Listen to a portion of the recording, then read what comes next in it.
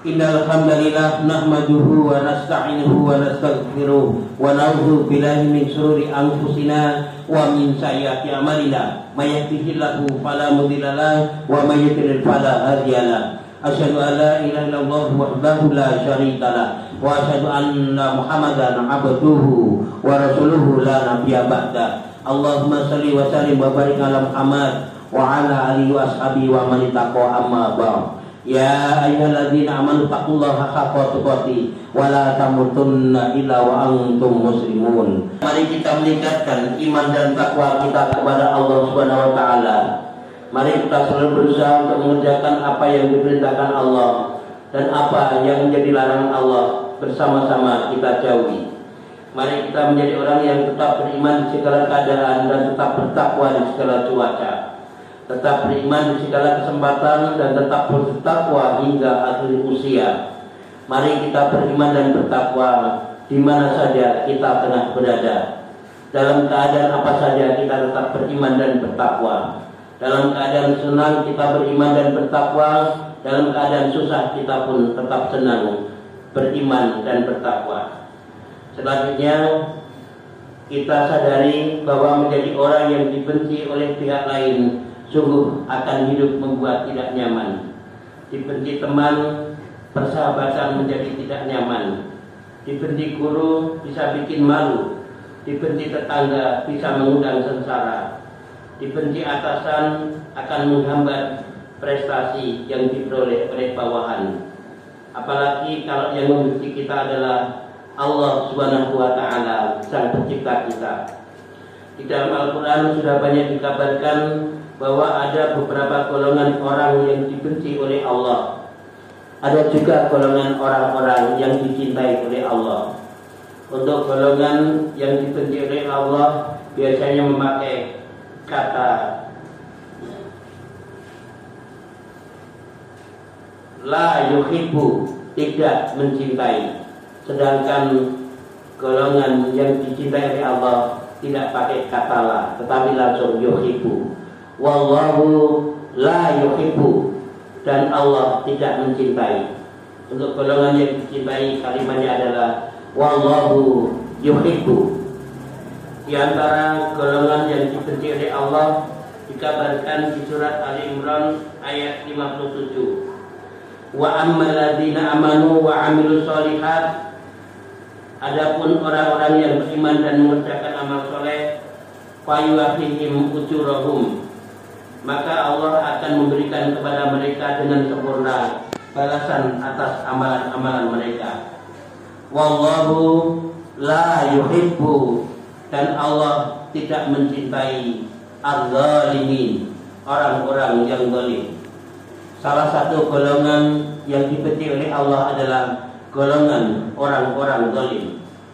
Apa yang dimaksud dengan orang zalim? Secara bahasa mudahnya, zalim adalah berbuat sesuatu atau menempatkan sesuatu tidak pada tempatnya.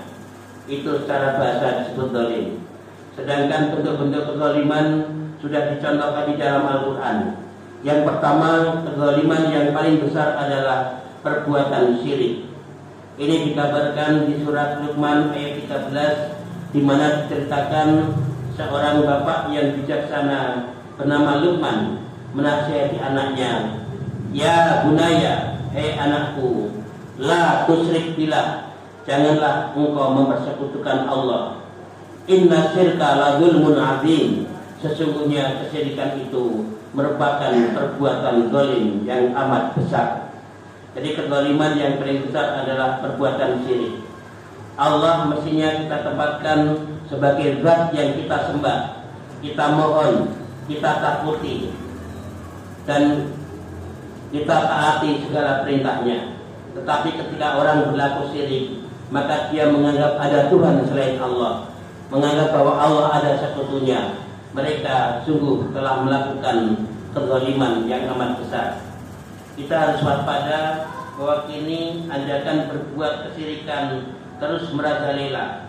Hampir setiap hari televisi atau media yang lain mencekoki masyarakat dengan hal-hal yang berbau kesyirikan, bahkan bisa menggoyahkan iman. bisa lewat acara reality show, kemudian acara film, sinetron, musik dan sebagainya yang semua berbau kesyirikan. Kita harus hati-hati. Bahkan ajaran kesyirikan sudah masuk di film anak-anak yang anak-anak hampir setiap hari menikmatinya. Ini sesuatu yang harus kita waspadai. Kita juga prihatin bahwa kesyirikan masih menyusup di acara-acara tradisi, kebiasaan atau kebudayaan yang beredar di kalangan masyarakat. Sebuah tradisi, adat istiadat, kebudayaan atau kebiasaan atau dalam bahasa Arabnya disebut al-urf, itu boleh dilestarikan selama tidak melanggar Al-Quran dan tidak menyelisih sunnah Nabi. Sayangnya di berbagai adat istiadat atau tradisi masih tersusupi kesyirikan, dan sayangnya pula banyak orang Islam yang sudah menunaikan sholat tetapi terlarut menyuburkan tradisi demikian. Baik tradisi ketika ada kelahiran seseorang, pernikahan seseorang, kematian seseorang, di sebagian masyarakat masih disusupi tradisi atau ritual yang berbau kesyirikan. Padahal kalau kita sampai melakukan kesyirikan, sungguh kita telah melakukan kezaliman yang amat besar, dan Allah tidak mencintai orang-orang yang zalim. Allah tidak mencintai orang-orang yang berbuat kesyirikan. Dalam melawan tradisi yang berbalut kesyirikan, kuncinya adalah kekompakan. Kalau kita kompak sama-sama memahami Al-Quran dan memahami sunnah Nabi, kita kompak menolak kesyirikan, maka tradisi berbau kesyirikan akan mudah kita hilangkan. Tetapi ketika masyarakat tidak kompak, maka akan sungguh berat. Orang yang menjauhi tradisi berbau kesyirikan justru akan digunjing dan dibenci oleh masyarakat yang menyuburkan tradisi kesyirikan. Kemudian kezaliman yang kedua yang dicontohkan dalam Al-Quran adalah menolak seruan dakwah, menolak kebenaran yang disampaikan oleh para juru dakwah. Betapa masih banyak orang yang tidak mau diajak kepada kebaikan, bahkan mereka malah memerangi atau memusuhi para pengajak kebaikan. Itulah orang-orang zalim. Tentang penolakan terhadap dakwah, Allah sudah mengabarkan di dalam Al-Quran surat Ibrahim ayat 14 sampai 16. Di ayat itu Allah menegaskan dan mengancam, sungguh kami akan menghancurkan orang-orang zalim itu, yaitu orang-orang yang menolak seruan dakwah, orang-orang yang menolak kebaikan. Ketika ada orang lain mengingatkan tentang kebaikan, bukannya kebaikan itu kemudian dituruti, diikuti, tetapi justru malah balas menyerang. Ini sangat kita prihatinkan. Setidaknya di beberapa grup WhatsApp sering terjadi perdebatan terkait dengan hal ini. Ketika ada orang memposting sebuah ajakan kebaikan atau peringatan kebaikan, kemudian ada orang lain yang justru membantah, bahkan memusuhi orang yang mengajak kepada kebaikan. Kita harus hati-hati bahwa kita kadang bertemu dengan orang yang alergi ketika diajak kepada kebaikan, alergi ketika diajak mengaji, bahkan suka mencurigai orang-orang yang rajin mengaji sebagai kelompok garis keras, bahkan sekarang sebagai kelompok teroris dan penganut fundamentalis. Naudzubillah. Jangan sampai kita menolak seruan dakwah sehingga kita masuk dalam golongan orang-orang yang zalim.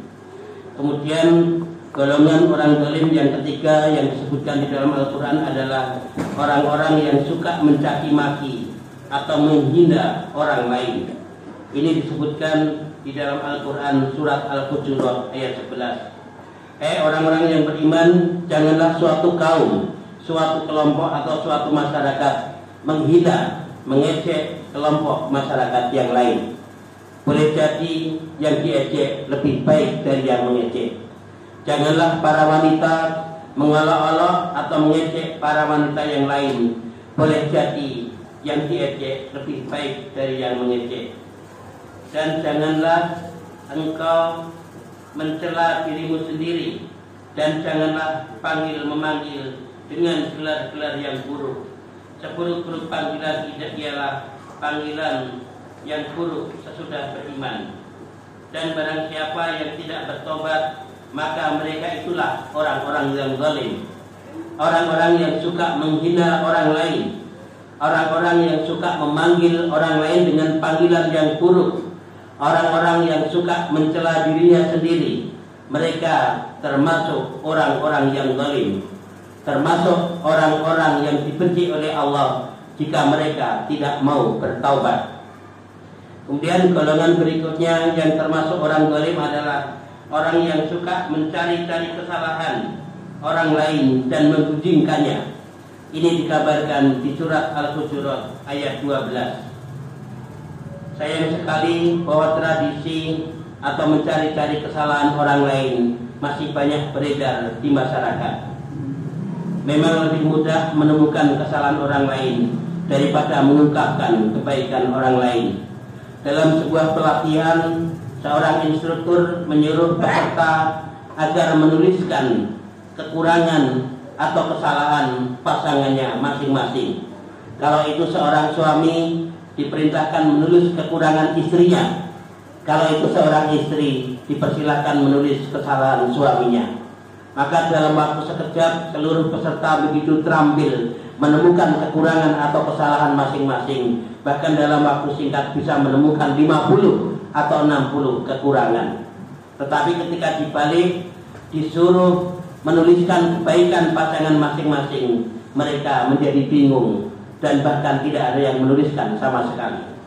Ini sungguh sangat kita sayangkan bahwa kebiasaan mencari-cari kesalahan masih banyak dilakukan. Padahal ini adalah perbuatan orang-orang yang zalim. Di masyarakat kadang enggan ketika ditunjuk menjadi pemimpin, ketua RT misalnya. Biasanya kalau suaminya mau, istrinya yang menolak. Sehingga kadang ada orang yang ditunjuk menjadi ketua RT lantaran merasa yang lain tidak mau. Kenapa para istri menolak? Alasannya adalah mereka takut suaminya disalah-salahkan oleh warga masyarakat. Oleh karena itu mari kita jauhi budaya saling menyalah-nyalahkan dan kita saling menggunjing sesama muslim, karena ini adalah budayanya orang-orang zalim. Mudah-mudahan Allah memberi kekuatan kepada kita sekalian untuk bisa menjauhi sifat-sifat kezaliman.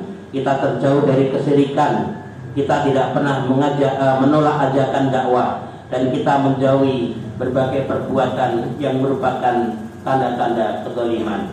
Barakallahu li wa lakum fil Qur'anil 'azim wa nafa'ani wa iyyakum bima fihi minal ayati wa dzikril hakim. Aqulu qouli hadza astaghfirullahaladzim li wa lakum wa jazil muslimina wal muslimat wal mu'minina wal mu'minat fastaghfiruhu innahu huwal ghafurur rahim. Innal hamdalillah nahmaduhu wa nasta'inuhu wa nastaghfiruh wa na'udzu billahi min shururi anfusina wa min sayyiati a'malina. May yahdihillahu fala mudilla lahu wa may yudlil fala hadiya lahu. Asyhadu an la ilaha illallah wahdahu la syarika lahu wa asyhadu anna Muhammadan abduhu wa rasuluhu la nabiyya ba'da. Allahumma shalli wa sallim wa barik ala Muhammad wa ala alihi wa ashabihi wa man ittaqa amma ba'd. Ya ayyuhalladzina amanu taqullaha haqqa tuqatih wa la tamutunna illa wa antum muslimun. Innallaha wa malaikatahu yusholluna 'alan nabi. Ya ayyuhalladzina amanu shallu 'alaihi wa sallimu taslima. Allahumma shalli ala Muhammad, Allahumma shalli alaihi wa sallim. Amin ya rabbal alamin. Allahumma ighfir lil muslimina wal muslimat wal mu'minina wal mu'minat al ahya'i minhum wal amwat bi rahmatika ya arhamar rahimin. Rabbana hab lana min azwajina wa min dhurriyyatina qurrata a'yun waj'alna lil muttaqina imama. Allahumma a'inni 'ala dzikrika wa syukrika wa husni ibadatik. Allahumma inni as'aluka ilman nafi'an wa amalan mutaqabbalan wa rizqan wasi'an halalan thayyiban. Allahumma inni a'udzubika minal hammi wal hazn wa a'udzubika minal 'ajzi wal kasal wa a'udzubika minal jubni wal bukhl wa a'udzubika min ghalabati daini wa qahri rijal.